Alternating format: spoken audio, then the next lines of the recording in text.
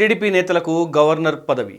BJP నుంచి TDP నేతలకు governor పదవి ఆఫర్ ఇచ్చినట్టు తెలుస్తోంది. సీనియర్ నాయకుల్లో ఒకరిని గవర్నర్గా చేసేందుకు చంద్రబాబు ఆలోచిస్తున్నారట. ఈ జాబితాలో మాజీ కేంద్ర మంత్రి అశోక్ గజపతిరాజు, యనమల రామకృష్ణుడి పేర్లు ప్రధానంగా వినబడుతున్నాయి. కాగా ఎన్డీఏలో చంద్రబాబు కీలకంగా మారిన నేపథ్యంలో కీలక పదవులు దక్కుతాయని తెలుస్తోంది.